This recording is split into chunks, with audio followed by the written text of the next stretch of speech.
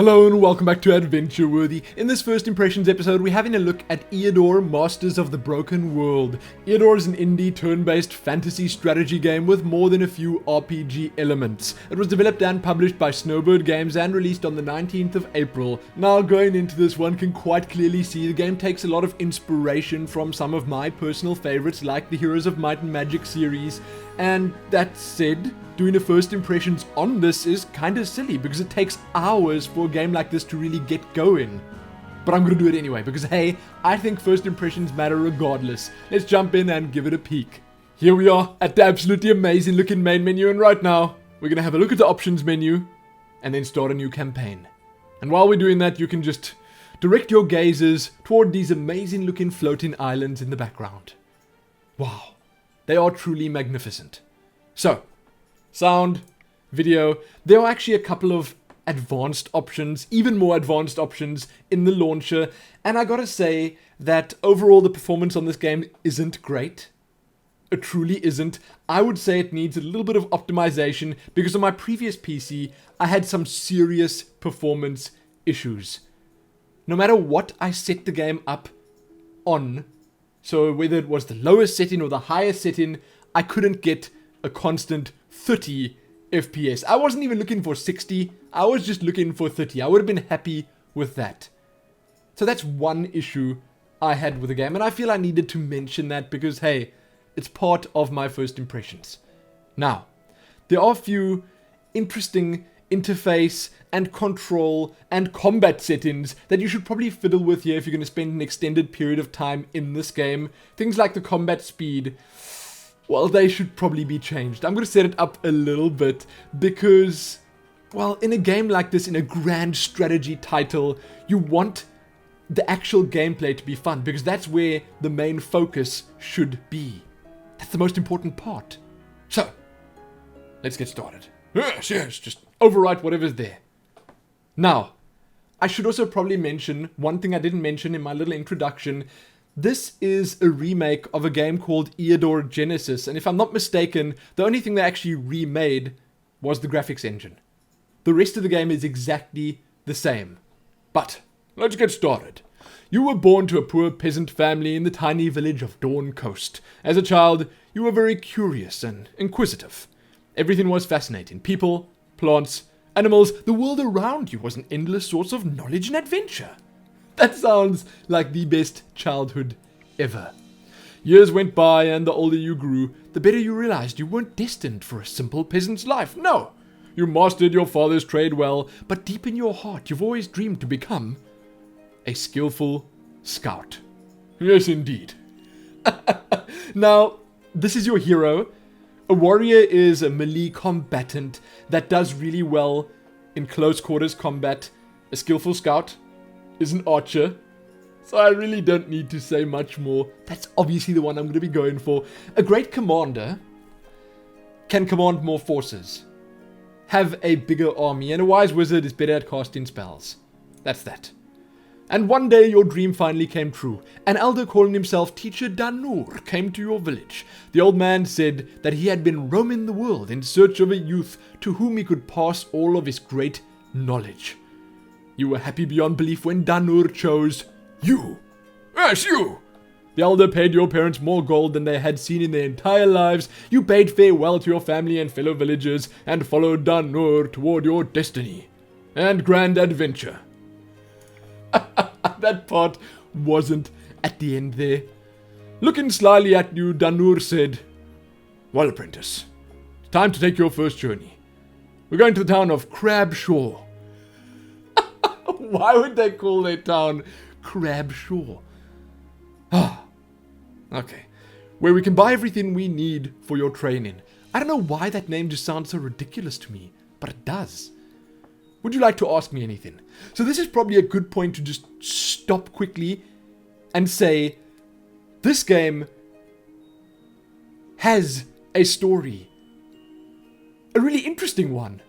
I was kind of shocked. I played through the first mission and then a little bit through the second one, and I gotta say I was slightly taken aback by it. I was genuinely interested in what was going on. And in a game like this, I'm sorry to say, I just don't expect that. There were interesting twists and turns. I was kind of worried at one point, and, well, I'm going to stop there. I don't want to spoil anything, but I'm just going to tell you that and say that, in my honest opinion, it's well worth speaking to everyone and clicking on every single option. Because this world does seem interesting, and there's a lot going on in it. But for now, questions can come later, let's go. Select your hero by left-clicking on his portrait or clicking the next hero button. If you want to hide this hint or any other one, just click on it. Now, to order your hero to move, click on the neighboring province where a town is located. That's Crabshore, this is Dawn Coast. Let us do this. So this game doesn't front-load your movement points or action points like something along the lines of Heroes of Might and Magic would do. In this game, you queue the action up, you end your turn, and your hero performs the action. I'm not sure if there are other games out there that do the same thing, but this one works like that. Excellent! As you can see, a task has appeared in your hero's task scroll. That's right here. You can cancel it if necessary by pointing your mouse at his portrait and clicking on the Cancel Orders button in the radial menu. Alternately, you can left-click on the current province to reset your hero's orders. Let's do this. And for some reason it autosaves way too much. I should probably turn autosave off. Alright, here we are. Since you've chosen the art of the scout, we need to take care of your equipment first. A bow and a quiver full of arrows. That's the weapon of a true ranger. What? Have I already been promoted to ranger? Oh, wow, moving up the ranks fast. When you're skilled with ranged weapons, you'll hardly ever fight in melee. Your enemies will be dead before they could get to you. Here, take these 200 gold pieces so you can buy everything you need. Thank you so much, Elder Danur. To enter a shop, point your mouse at the hero's portrait and click on the Visit Stores button in the radial menu. I like this radial menu a whole lot because they shove so much into such a tiny space. You'll see as we play how this whole thing just opens up. And here we go, the RPG elements start creeping in. A full inventory, tons of stats, skills, all sorts of other goodies like items. I like it. You're in a merchant shop now. On the right, you can see the goods available for purchase, and below them, items stored in your treasury. My treasury's definitely seen better days. On the left, you can see your hero's inventory. Your hero can access the items stored in his inventory at any time. The items stored in the treasury can only be accessed in provinces where merchant shops are located. Right-click on an item to read its description. Let's do that right now. There we go. Nice. There's not much to read there, honestly. But, where was I? Item bonus is only active when the item is equipped by a hero. That is, put into a corresponding inventory slot. Items stored in the backpack or in the treasury do not affect the hero's attributes. Heroes can only equip items permitted by their class. If an item is not permitted for the selected hero, it is highlighted with a red background. To buy something, I know how to buy something. Okay. So, we're going to get a bow. We're going to get some arrows. It's interesting because the bow gives you 4 ammo, then the arrows gives you an extra 4 ammo and 1 extra attack. So you can use the bow without the arrows, but you would have less ammo. And if your ammo runs out during a fight, well, then you boned. Things get a little bit tough. Excellent. Congratulations on your first purchase. Thank you. Thank you. It's important to note that Scout and Wizard heroes can strike enemies at a distance, but they need ranged weapons to do so. I know that too. So, we're going to get some leather armor as well, and we could, if we wanted, just get a little bit of extra ammo or another weapon or something like that, but nah. I think we'll be okay for now. We're not going to be looking at the skills and stuff just yet, or the stats, because they will definitely be highlighted as we progress. Well, now that you have your weapon, it's time to test it in battle. The ancient ruins nearby are infested with goblins. Those green-skinned vermin are a constant threat to the locals, stealing things all the time. Sometimes murdering too. Danur, you're so casual about this. A worthy trial for you, my apprentice. Go and put down the pests. Finally, a real adventure. Let's do this. To enter the ancient ruins or any other location in a province, point your mouse at the hero's portrait and click on the Visit Locations button. So what's kind of cool about this is that as you progress, the different zones could have more than just the one location that we have here. This one actually has more than one location, you'll see in just a little bit. And you can actually also scout them, so you spend a turn to explore a province to try and discover more locations. It's really, really cool. Let's go. End the turn. Aha! The hero Lumin has approached the deserted ruins of a city of the ancients. It seems like there are 3 enemies, and the following units were spotted among the enemies. Goblin. Looks like we could win it without casualties.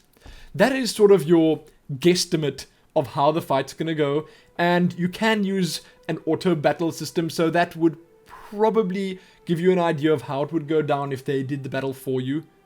But we're gonna be doing the fight ourselves because that is part of the fun. Haha! This is the combat window. So this is the second of the 3 layers in this game. I suppose there are actually 4. The 4th one would be the town view, which you could just sort of tack onto the side. It's not an official view. And the final one I'll be showing you all the way at the end of this video. This is the combat window. The first stage of combat is troop deployment. So I'm going to just explain this to you guys without reading all of this because I know what's going on. You can place your units anywhere over here, and if I'm not mistaken, in some circumstances, you actually get to see where the enemy units are when you place in your units. I think that's if you defend in and they attack in, but we'll get to that later. Now, I could put my hero a little forward because then he'd be a little bit closer to them, sort of in range when the fight starts, but I think for now we're just going to chill back here and hope for the best. Ah! There they are. So the combat begins. The main goal of any battle is to crush your enemies and see them driven before you. Well, obviously. During your turn, you can give orders to your units. The most basic ones are move and attack. The number of movement points a unit has determines how far it can go in a given turn. That makes perfect sense. Crossing through rough terrain uses more movement points than crossing the plains. And I suppose going up hills, like these over here, also takes more movement points. Right now your hero is selected. To order him to move, left click on the hex where you want him to go. You know what? I know that too. I'm going to chill right the heck here, wait for these guys to get closer, and then I'm going to shoot them with my arrows. Take this, buddy. Take that. Amazing. Absolutely amazing. Now, when I start my next turn, I'll show you quickly how this works. You can actually see here that my attack is going to do 4 to 6 damage, and they tell you what the possibility is of killing the guy. May kill. So he's got 6 hit points. That means if I get lucky and go for that 6, which is not really that much luck, but if I get that 6, it'll be an insta-kill. If I don't, well, I'm going to have to shoot him twice. Oh! Like that. And the little blue number that he lost there is his morale. Obviously his morale is going to be dropping fighting against a grand adventurer like myself. Take this guy down. There you go. Straight up. And his morale is super low. He's panicking for sure. Ooh, look at that dagger. Take that. Yes! Glorious victory.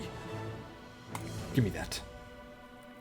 After a thorough search, your party has found 22 coins and 2 crystals. Thank you. So the goblins are done with. Good news. Yes. He looks like the kind of guy that I'd expect to say, "Good news, everyone." But sadly, yeah, that just wasn't meant to be. Time to take care of your troops now. Weapons are good and all, but you need some backup to tackle a serious enemy. Here, take these 200 gold pieces. So you can hire some men to go with you. This guy, wow, Daddy Warbucks just tossing coins my way all the time. Now, our radial menu is expanding again, and we can hire troops. You're in the garrison of a local castle right now. On the left, you can see your hero's party, and on the right, the garrison of the fortress. At the top right, you can see the units available for hire. Right-click on a unit to view the unit information. Let's see. militiamen. This is your standard melee unit, and this is your standard ranged unit. I'm not actually sure what I'm going to go for. To hire a unit, left click on it, then move it to one of the free slot in your hero's party. I think I'll get 1 militiaman and 2 slingers. That just seems like a good combo for now. Excellent. The first unit has joined your party. Right now, most of your hero's army slots are locked. In the future, as the hero gains experience and increases his command attribute, there you go, the command attribute that the great commander has more of, he will be able to lead much larger forces. Hire as many units into your party as possible. They will come in handy during the battle ahead. After you've hired your army, leave the garrison by clicking on the exit button.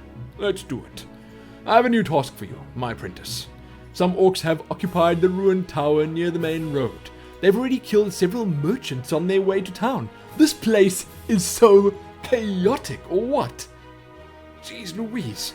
Goblins running wild, orcs slain merchants, probably a bandit threat as well. We need to raise the brute's lair before they cause more trouble. No problem. So let's go. The ruined tower of the orcs. Excellent. Now your hero is heading to the orcs tower to perform his mentor Danur's next task. However, he'll only reach it on your next turn. Click on the end turn button to send your hero on his way.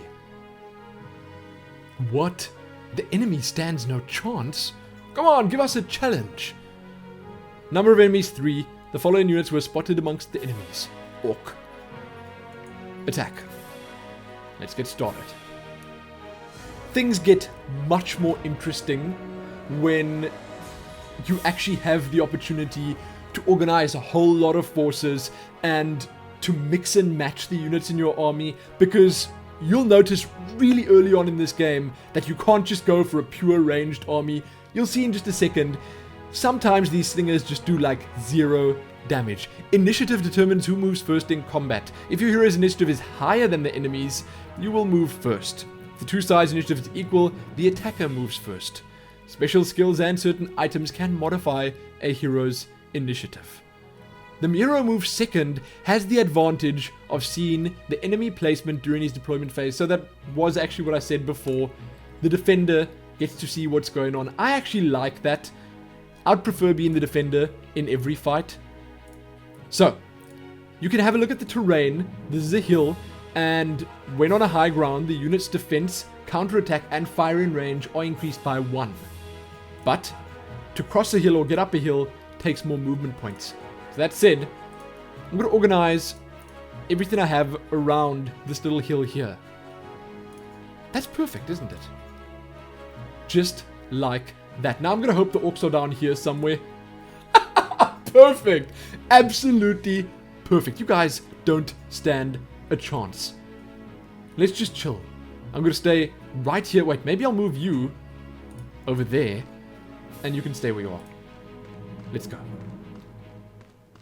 Look at these guys. Ooh, now I can hit. Not going to kill either of them, but you know what? It don't matter. Ooh, not half bad. Can anyone else shoot that far? No. No one is as skilled as Lumin the Scout. That's fine.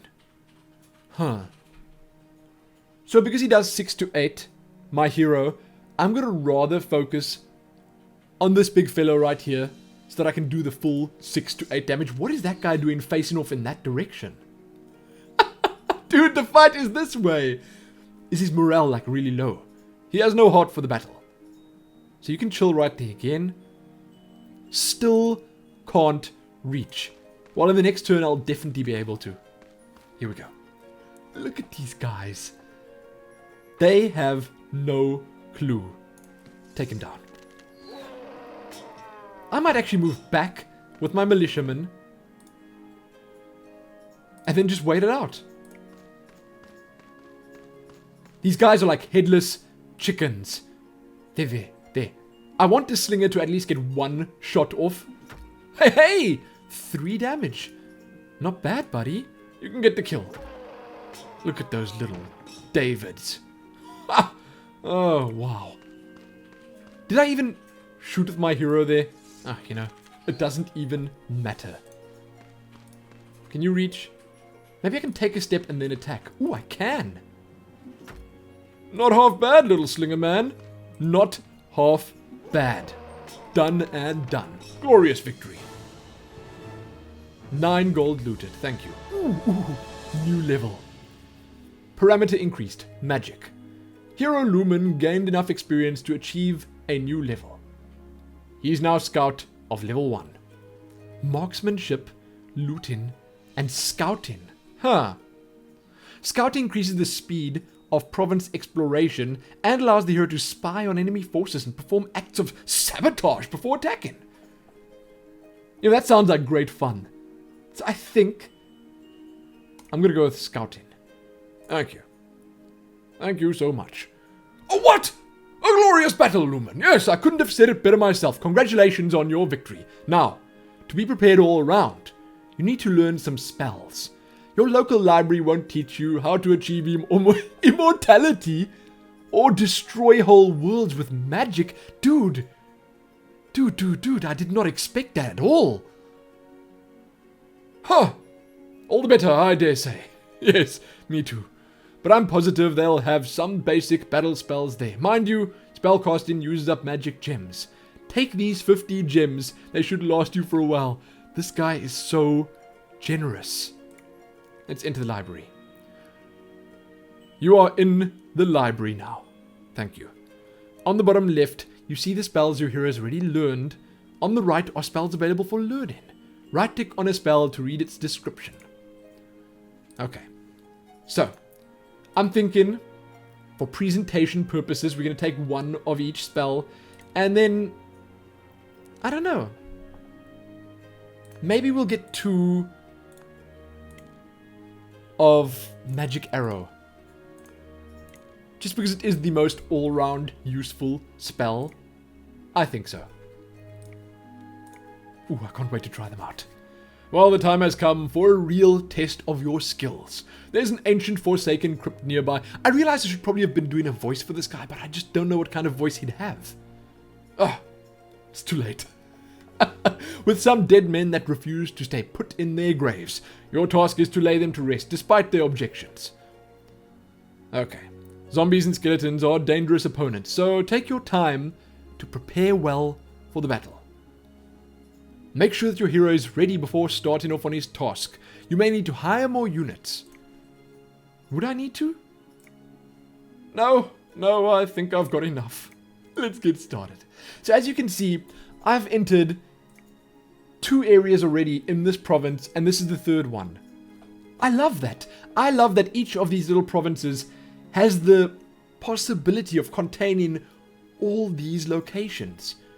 So you can go out there and explore the world and expect to find, well, I don't know if you can expect to find them, but you could possibly find hidden locations in these provinces if you scout them correctly. I like that. I like that there is at least a little bit of exploration. What you see is most definitely not what you get. So, the following units were spotted among the guards. Skeleton, zombie. Number of enemies 4. Hey, I can scout. Should I do that? Scout it. Oh my goodness. Wall hacks. 2 skeletons, level 0. 2 zombies, level 0. Something tells me I can handle them. Let's go. That's a useful skill. Ooh, there's a hill down here. Is it a hill? It's a hill. Position my hero right on top of that thing. Put the slingers here. No. Put the slingers here. And that dude there. Perfect. That is like the ultimate formation. They are within striking distance. Oh, wait. But we want to use a spell. So, during combat, it's important to remember your unit's attributes, such as attack, defense, and resistance values. Details on selected units are displayed on the bottom panel. Right-click on any unit to view more information about it. Brief information on all units can be viewed by pressing the Alt key. There you go. That's health, morale, and stamina? Action points? In this combat, you are fighting skeletons and zombies. Skeletons have few hit points, but their range defense is high. So it's best to kill them with magic or melee combat. That's what I was saying before. I actually came here the first time around with only slingers, and I got 3 summon skeleton spells and 1 cure wounds. So it didn't go very well at all. On the other hand, the slow but fairly powerful zombies are perfect target for your missile units. So we're going to cast a spell right the heck now. Magic arrow on this fellow right here. Take it. Ooh. Oh, shiny. I like it. Now, do I need to body block anyone? I don't think so. Oh. You are going the wrong way. I know exactly how to cast a spell. Get out of here. So you can see it's a bit of a waste letting your slinger attack a skeleton, for instance. But when they can start attacking the zombies at the back there, then they'll do some proper damage. So, we're going to cast... No, you know what we're going to do? No, we're going to cast another spell. We're going to cast another spell to take the other skeleton down, just because. And then, we're going to end the turn. Let them come to us. It just seems like the best strategy. That right there would be how I would describe my time in this game's battle system thus far. Just let them come to us. We wait. We wait in the back corner of the map. It's okay. And that's not really a problem, okay? That's not a problem at all. Come, Slinger. Do some damage. Make it good. Huh. Now I'm going to move this dude one step back, just in case. They should not reach us. No, not at all. There we go. Ooh, hey, militiaman. You're going to get to fight this time. Get up in there, fisticuff style. Well done. Well, the heck done. Oh, glorious. No, what? Oh, I can't believe it. Now that dude probably has some sort of disease or something. Another level. Ooh, command increase. That is good. That is really good. So I can get an extra unit in my army. So I can get more scouting. Allows you to raise a false alarm. Or pathfinding. Gives the hero and his army knowledge of the countryside. Wow. That sounds kind of useful too. Ooh. And the militiaman leveled. So it's kind of useful to keep your units alive. Because they do, in fact, get the bandit's bow. What? Yes! Ooh. That's the perfect weapon. And it's so much better than mine. But it needs to be repaired. Too. Huh. Okay. Have you laid the dead to rest? Yes, yes. Great. Now you're ready for a real trial. I thought that was the real trial. Time to head to my castle. Your castle, I mean. The castle across the sea. You know, the dialogue is incredibly interesting here. And if you do happen to play till the end of the first mission, then all of this will make so much more sense. And let me just tell you again, it's worth it. The story seems super interesting. The castle across the sea. What? The castle is across the sea. We'll need a ship to get there. To the north, in the province of Mermaid Shore, there's a good shipyard. Alas, the northern forests are plagued by brigands. Well, obviously they are.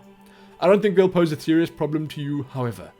Get ready, and let's go, apprentice. Alright. Is he traveling with me? He's definitely not pulling his weight, because he could be helping in battle and stuff like that. Repair all items for 62 gold. What a ripoff. What a ripoff. Now, you know what? I'm selling this bow right away, and then I'll repair. 58, much better. Much better. No, I don't want to sell it. I want to equip it. There you go. Thank you. Thank you very much. Now let us proceed. When you're ready, head to the forest in the north. Select your hero. I know how to select my hero. Huh. Let us do this. I can't wait. I can't wait for a proper fight. Let's scout them. Number of enemies 4. The following units were spotted. Brigand, Thief, Bowman. No, you know what? That costs 30 gold. Now that is a ripoff. Who am I paying to do my scouting? Attack. Aha. So this means they're going to be moving first. This also means I'm going to be standing all the way up there on that hill again. It just makes so much sense. Choosing a position like that. Let's get started.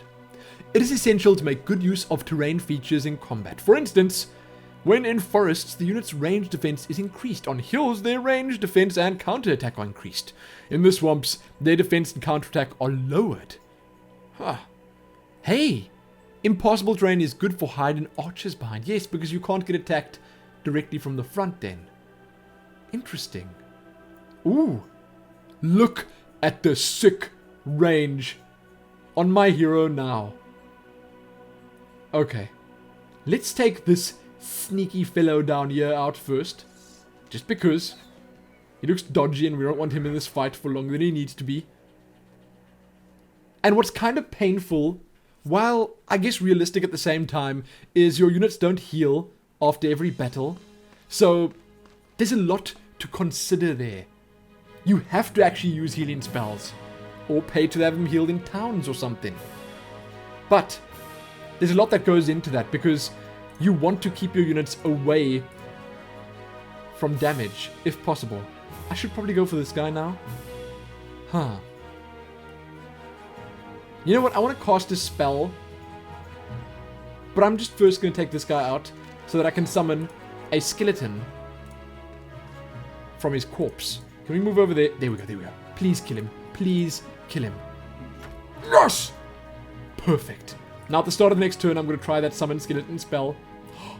No. Can I still do it? Oh my goodness. Because he's standing on that dead body, I can't summon a skeleton, but I can summon one. Oh, what? They strategically placed themselves on top of the dead people. That is so disrespectful. Kill him, please. There we go. That's what you get. That's exactly what you get. This archer has no idea what he's doing. Now he's dead. Shame. Shame. If he had survived, he may well have learned something from the Master Ranger Lumin, but no. No, he did not. Ooh, another level. Diplomacy. Archery. Scouting. You know what? Let's take archery this time, and we got another command. I forgot to get an extra unit. Take stamina. Ooh, take ammo. Perfect. So you become a landowner, Lumin. What? Do I own this land now? Oh, okay. Haha! Congratulations. Now that this land is your property, it will yield you a steady income. But even greater conquests and glorious victories are waiting for you overseas. Get on the ship and let's go. Huh? Where's the ship? It's on the wrong side. You can only travel across the sea from a province that has a shipyard. Later on, you'll be able to build shipyards yourself. But you have to learn the secret of their construction first. To send your hero on its way, select him and right-click on the province with a castle. Okay, first, I would actually like to purchase some more units. Can't I purchase units in my own province here? Fine, you know what? Let's just go across. You know what was kind of perplexing to me was that you don't actually get in the ship. Your dude just merrily strolls across the sea. Home at last. Get comfortable, Lumin. From now on, this castle is your stronghold, the base of all your endeavors. Here you'll be able to train units, forge weapons, and study magic. But first, you will have to construct the necessary buildings, and construction costs money. Here are 500 gold coins and 100 gems, your housewarming allowance. From now on, I won't give you any more gold. Wow, dude, it's about time. Talk about spoiling an apprentice. Conquer new lands, explore the nooks and crannies of your lands, and you'll earn a fortune by yourself. Okay. My first quest for you is building up this castle. While I was away, everything has sunk into decay. We need to work hard to restore these walls to their former strength. A construction team is at your service. It's up to you what to build, but make sure to construct a recruiting station, a forge, and a pottery. Alright, teacher. Let's do this. Now here's the town view, and this is sadly going to be as far as I'm going to be playing There's a whole lot you can do up in the town view, and it looks absolutely amazing, as you can quite clearly see. There's the entertainment quarter down here, the magic quarter must be up on that hill. I don't know, the trade quarter, the military quarter, the temple quarter, and finally, the craftsman's quarter. So each of these has different ranks, so there's a whole lot more buildings in there that you can't actually see just yet. I'm guessing you're gonna have to play a decent amount into the game to unlock the rest of these. You actually unlock them by reaching the end of this mission and progressing to the astral view, which is the top layer of the game. I guess if you want to order them from top to bottom, you got the astral view at the top, then in the middle the province view where you spend your time exploring the map and stuff like that, and all the way at the bottom the combat or battle view. So once you do reach this astral view, then you can see all these shards floating around as we saw on the main menu. They act as your next missions, and as you can quite clearly see, there are a whole lot of them. You got some choices here. Each of them unlocks something different that'll help you out and obviously furthers the story in a different way. I kinda like it, and when you reach level 10 with your hero, then you get to choose a specialization, which is also super cool. My scout could actually become an archer, an adventurer, a ringleader, or a ranger. So that means there are no doubt 4 other choices for each of the 3 other classes. And that in turn would obviously just add more replayability to the game. All in all, I had a reasonably good time. I like that there's so much to it. I mean, I feel like I'm only scratching the surface now. And that is, as far as I'm concerned, how it should be in a grand strategy title. It really should be, and I'm not even factoring in that you can play this with your friends. You can start up a huge map, and it'll probably take you like 6 to 10 hours to complete it. But hey, that's perfect. That's what you're looking for when you start playing a game like this. What makes things even better is that this is an original IP, so you're not going to be seeing the same old stuff that you see in all the other games. This is something fresh and new to explore, and if I'm not mistaken, there are actually books and a card game and things like that from the Eador world. So the only negative part of all the time I spent in this game would definitely be the fact that its performance is not great. And I suppose I could say the fact that games like this suck you in. You think you've been playing for like 20 minutes or half an hour, but then you just blink your eyes and it's 3 a.m. It's dangerous. But again, as I was trying to say before I got distracted, Eador Masters of the Broken World is good fun.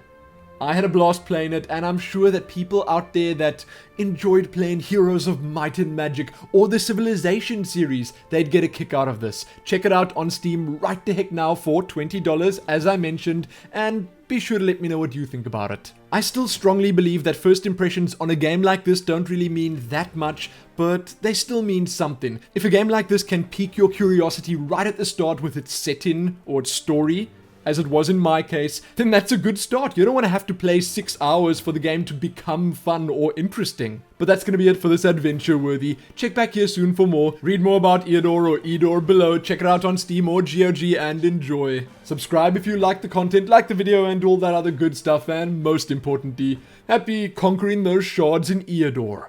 Happy that.